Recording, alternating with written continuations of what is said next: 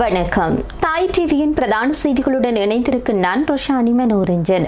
முதலில் தலைப்புச் செய்திகள்.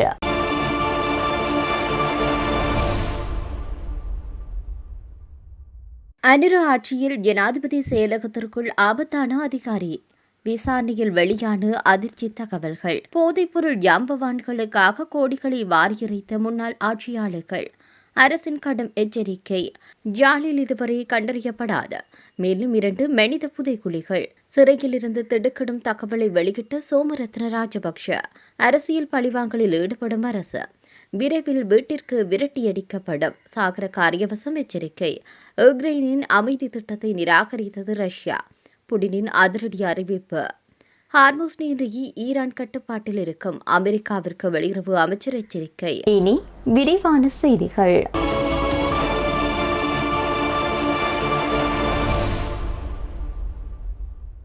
அண்மையில் கைது செய்யப்பட்ட ஜனாதிபதி செயலகத்தின் நாடாளுமன்ற விவகாரங்கள் மற்றும் அமைச்சரவை பிரிவின் சிரேஷ்ட உதவி செயலாளர் தொடர்பில் மேலும் பல தகவல்கள் வெளியாகியிருக்கிறது.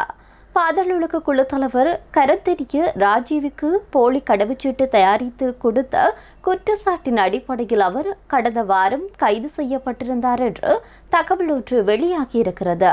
இந்த நிலையில் சந்தேக நபர் பாதாளுலக தலைவர் கெகல்பத்ர பத்மி உட்பட மேலும் பல பாதாளுலக குற்றவாளிகளுக்கு கடவுச்சீட்டுகளை தயாரித்து கொடுத்துள்ளதாக தெரியவந்துள்ளது. இது தொடர்பில் கிடைத்த தகவலின் அடிப்படையில் விசாரணைகள் ஆரம்பிக்கப்பட்டுள்ளன. குறித்த அதிகாரி கெகல்பத்ர பத்மியுடன் தொடர்புகளை பேணி வந்துள்ளார் என தெரியவந்தது. குறித்த அதிகாரி 2023ஆம் ஆண்டு குடிவரவு குடியகல்வு திணைக்களத்தின் வெளிநாட்டு தூதரக பிரிவின் பிரதி கட்டுப்பாட்டாளராக பணியாற்றியுள்ளார். இந்த காலப்பகுதியில் பாதாளுலக குற்றவாளிகளுக்கு இந்த போலி கடவுச்சீட்டுகளை தயாரித்து கொடுத்துள்ளதாக தெரியவந்தது. இந்த சந்தேக நபர் நேற்று முன்தினம் மாளிகாகந்த நீதிமன்றத்தில் முன்னிலைப்படுத்தப்பட்டுள்ளார். இதனையடுத்து நாளை வரை விளக்கமறியலில் வைக்குமாறு அதன் பதில் நீதவான் ஜசந்த பிரேரா உத்தரவிட்டார். சந்தேக நபர் கரந்தனிய ராஜீவுக்காக போலி கடவுச்சீட்டினை தயாரித்தார். படுகொலை செய்யப்பட்ட பாதாளுலக தலைவரான கனேமுள்ள சஞ்சீவ என்பவரின் கோரிக்கைக்கு அமைவாகவே அதனை தயாரித்து கொடுத்துள்ளார் என சம்பவம் குறித்து விசாரணை நடத்தி வரும் மத்திய குற்றப்புலனாய்வு பிரிவின் அதிகாரிகள் தெரிவித்தனர். தென்னிலங்கையில் மிகவும் பயங்கரமான பாதாள உலக தலைவராக கரந்தினிய சுத்தாவின் சகோதரரான கரந்தினிய ராஜி கருதப்படுகின்றார். தற்போது வரையில் 50 மனித கொலைகள் தொடர்பில் குற்றச்சாட்டுகளை எதிர்கொண்டுள்ளார். அவர் போலி கடவுச்சீட்டை பயன்படுத்தி துபாயில் இருந்து இந்தியாவிற்கு சென்று அங்கிருந்து ஐரோப்பாவிற்கு தப்பி செல்ல முயன்றுள்ளார். இதன்போது கடந்த ஏப்ரல் மாதம் 17ஆம் தேதி இந்திய போலீசாரினால் கைது செய்யப்பட்டார். அங்கிருந்து இலங்கைக்கு நாடு கடத்தப்பட்ட கரந்தனிய ராஜீவிடம் நடத்தப்பட்ட விசாரணைகளின் போது குற்றவாளியான குற்றம் சாட்டப்பட்டவருக்கு போலி கடவுச்சீட்டை தயாரித்து கொடுத்த இந்த சந்தேக நபர் பற்றிய தகவல்கள் வெளியாகின. அதற்கமைய மத்திய குற்றப்புலனாய்வு பிரிவின் அதிகாரிகள் சந்தேக நபரை கைது செய்திருந்தனர். பின்னர் இவர் கண்டியைச் சேர்ந்த ஜனாதிபதி செயலகத்தின் 41வது வயதுடைய சிரேஷ்ட உதவி செயலாளர் என்பது தெரியவந்தது. சந்தேக நபரிடம் நடத்தப்பட்ட விரிவான விசாரணைகளில் அவர் இதேபோன்று போலி கடவுச்சீட்டுகளை தயாரித்து கொடுத்த மேலும் பல பாதாளுலக குற்றவாளிகள் பற்றிய தகவல்களும் வெளிவந்துள்ளது. குற்ற இராஜ்யத்தை கட்டியெழுப்புவதற்காகவே கடந்த கால ஆட்சியாளர்கள் செய்த சூழ்ச்சியில் தற்போது அம்பலத்திற்கு வந்திருப்பதாக இவை தொடர்பில் முறையான விசாரணைகள் நடத்தப்படும் என்று பொதுமக்கள் பாதுகாப்பு அமைச்சரான ஆனந்த் விஜயபால தெரிவித்தார். பாதாளுலக குழு உறுப்பினர்களிடமிருந்து முன்னாள் நீதி அமைச்சர் விஜயதாச ராஜபக்ஷவின் மகன் மற்றும் ஐக்கிய மக்கள் சக்தியின் அமைப்பாளர் ஒருவர் ஆகியோர் பல கோடி ரூபாய் லஞ்சம் பெற்றுள்ளனர் என கூறப்படும் விவகாரம் தொடர்பில் ஊடகங்களுக்கு கருத்து தெரிவிக்கும் போது அவர் இவ்வாறு சுட்டிக்காட்டினார். மேலும் அவர் தெரிவித்ததாவது, நாட்டில் ஒரு குற்ற ராஜ்யத்தை கட்டியெழுப்புவதற்காகவே முன்னாள் ஆட்சியாளர்கள் பல்வேறு சூழ்ச்சிகளை செய்துள்ளனர். ஆபத்தான போதைப்பொருள் குற்றவாளிகளை சட்டத்தின் பிடியிலிருந்து விடுவிப்பதற்காக இவர்கள் பல கோடி ரூபாய் லஞ்சம் வாங்கியுள்ளனர். இதுதான் அவர்கள் கடந்த காலத்தில் கட்டியெழுப்பிய சீரழிந்த அரசியல் கலாச்சாரம். கடந்த கால ஆட்சியாளர்கள் செய்த இத்தகைய சூழ்ச்சிகளை இப்போது ஒவ்வொன்றாக வெளிவர தொடங்கியுள்ளது. இவற்றை எந்தவொரு சந்தர்ப்பத்திலும் மூடி மறைப்பதற்கு இந்த அரசு ஒருபோதும் இடமளிக்காது. அம்பலமாகியுள்ள அனைத்து சம்பவங்கள் தொடர்பில் பாரபட்சமின்றி முழுமையான விசாரணைகள் நடத்தப்பட்டு நாட்டில் சட்டத்தின் ஆட்சி மிகச்சரியாக நிலைநாட்டப்படும். இந்த அநீதிகளுக்கு எதிராக செயல்படுவதற்காகவே நாட்டு மக்கள் நமக்கு தெளிவான ஆணையை வழங்கியுள்ளனர் என அவர் மேலும் தெரிவித்தார். ஜாழ் செம்மடி சோதனைச் சாவடிக்கு அருகாமையில் இருந்த கோவிலுக்கு முன்பாகவும் நல்லூரை நோக்கி செல்லும் வீதியின் ஒரு பகுதியிலும் இன்னமும் கண்டறியப்படாத மனித புதைக்குழிகள் இருக்கக்கூடும் என்ற திடுக்கிடும் தகவல்களை மரண தண்டனை கைதியான சோமரத்ன ராஜபக்ஷ வெளிப்படுத்தியிருக்கின்றார். தன்னை ஒரு சுயாதீன சாட்சியாளராக விடுத்துக் கொள்ளும் பொறுப்பு தமிழ் மக்களுக்கு இருக்கிறது என்றும் அவர் தெரிவித்திருக்கின்றார். பாடசாலை மாணவி கிருஷாந்தி குமாரசுவாமி படுகொலை வழக்கில் நீதிமன்றத்தால் பிரதான குற்றவாளியாக பெயரிடப்பட்ட மரண தண்டனை விதிக்கப்பட்ட லான்ஸ் கோப்ரல் சோமரத்ன ராஜபக்ஷ அந்த படுகொலை குறித்தும் செம்மணி மனித புதைக்குழி விவகாரம் குறித்தும் தன்னிடம் கூறிய விடயங்களை உள்ளடக்கியும் இவ்விவகாரம் தொடர்பில் மீண்டும் சுயாதீன விசாரணையை கோரியும் அவருடைய மனைவியான SC விஜய விக்ரம கடந்த ஆண்டு ஜூலை மாதம் 9ஆம் தேதி ஜனாதிபதி அனுகுமார திசாநாயக்கவிற்கு கடிதம் ஒன்றை அனுப்பி வைத்துள்ளார். இதனை அடுத்து இது பற்றிய மேலதிக விவரங்களை கேட்டறியும் நோக்கில் கடந்த ஆண்டு ஆகஸ்ட் மாதம் 8ஆம் தேதி சோமரத்ன ராஜபக்ஷவை வெலிக்கடை சிறைச்சாலைக்கு சென்று சந்திக்க காணாமல் போனோர் பற்றிய அலுவலகத்தின் அதிகாரிகள் மீண்டும் 2ஆம் கட்டமாக கடந்த ஜனவரி மாதம் 9ஆம் தேதி சோமரத்ன ராஜபக்ஷவை சந்தித்தனர்.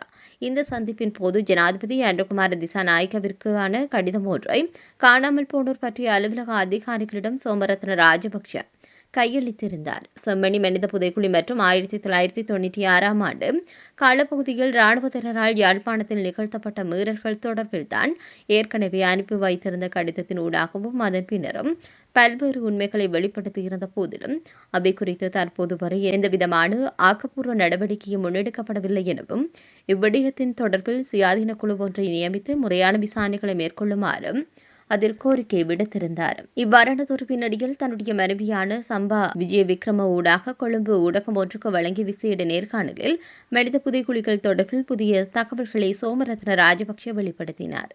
சிறைச்சாலைக்குள் இருந்து இவை பற்றிய மேலதிக விவரங்களை வெளிப்படுத்தும் பட்சத்தில் தனது பாதுகாப்பு தொடர்பில் பல்வேறு கேள்விகள் காணப்படுகின்றன என்றும் எனவே தன்னை ஒரு சுயாதீனமான சாட்சியாளராக விடுவித்துக் கொள்ள வேண்டிய பொறுப்பு தமிழ் மக்களுக்கு இருக்கிறது என்றும் குறிப்பிட்டுள்ளார்.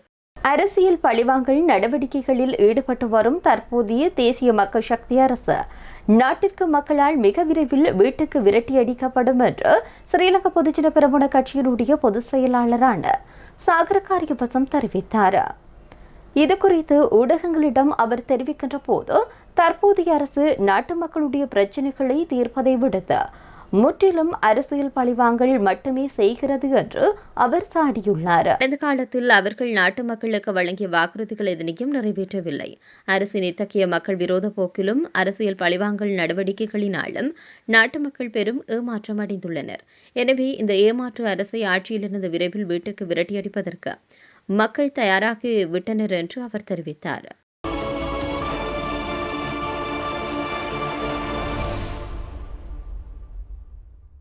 4 ஆண்டுகளுக்கு மேலாக நீடித்து வரும் போரில் சண்டையை கட்டுப்படுத்துவதற்காகவே உக்ரைன் முன்வைத்து அமைதி திட்டத்தை ரஷ்யா நிராகரித்திருப்பதாக கூறப்படுகின்றது.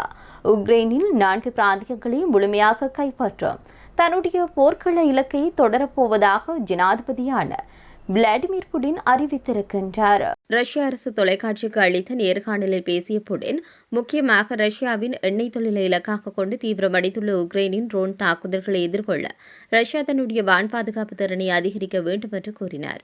இந்த தாக்குதல்கள் ரஷ்யாவின் பல்வேறு பகுதிகளில் தற்காலிக எரிபொருள் பற்றாக்குறையை ஏற்படுத்தியுள்ளதை அவர் ஒப்புக்கொண்டார். விநியோக பிரச்சினைகள் ரஷ்யா சிறப்பாக சமாளித்து வருவதாக குறிப்பிட்டார். இவ்வாறான பின்னணியில் அமைதிக்கான ஒரு படியாக இரு நாடுகளும் நீண்ட தூர தாக்குதல்களை நிறுத்திக் கொள்ளலாம் என்று உக்ரைன் முன்மொழிந்துள்ளதாக புடின் தெரிவித்தார். எனினும் போர் முனையில் உக்ரைனிய படைகள் சந்தித்து வரும் கடுமையான அழுத்தத்தை குறைப்பதற்காகவே அந்த நாடு இந்த உத்தியை கையாள்கின்றது என ரஷ்யா கருதுகிறது.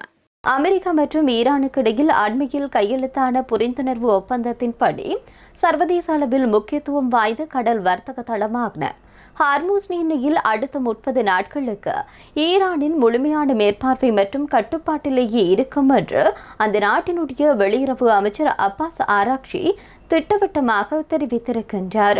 ஈரானின் ஆளில்லாத விமான கப்பல் ஒன்றின் மீது தாக்குதல் நடத்தியதை தொடர்ந்து அமெரிக்கா 2வது நாளாக ஈரானின் மீது தாக்குதலை நடத்தியுள்ள நிலையில் இந்த அறிக்கை வெளியாகியுள்ளது. ஈரான் தலைநகர் பக்தாத்திற்கு அரசுமுறை பயணம் மேற்கொண்டுள்ள அப்பாஸ் ஆராக்ஷி அங்குள்ள தன்னுடைய ஈராக் நாட்டு வெளியுறவு அமைச்சருடன் இணைந்து நடத்திய கூட்டு செய்தியாளர் சந்திப்பில் ஹார்முஸ் நீரிணையின் நிர்வாக விவகாரங்களில் மற்ற நாடுகள் தலையிட வேண்டாம் என்று வலியுறுத்தினார். இந்த ஒப்பந்தத்தின்படி ஹார்முஸ் நீரிணையை முழுமையாக நிர்வகிக்கும் பொறுப்பு ஈரான் இஸ்லாமிய குடியரசுக்கே உள்ளது என்றும் இதில் எந்த ஒரு நாடோ அல்லது தரப்போ தலையிட முடியாது என்றும் அவர் தெளிவுபடுத்தினார்.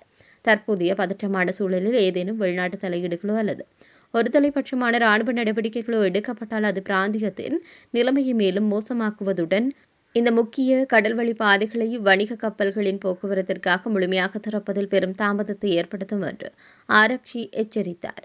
தற்போதைய தடைகள் மற்றும் தடங்கல்கள் அனைத்தும் நீக்கப்பட்ட பிறகு அடுத்த 30 நாட்களுக்குள் இந்த நீர்நிலையின் முழுமையான போக்குவரத்து திறன் மீட்டெடுக்கப்படும் என்று ஈரான் அரசு தெரிவித்தது. இத்துடன் தாய் டிவியின் பிரதான செய்திகள் நிறைவடைகின்றன. நன்றி.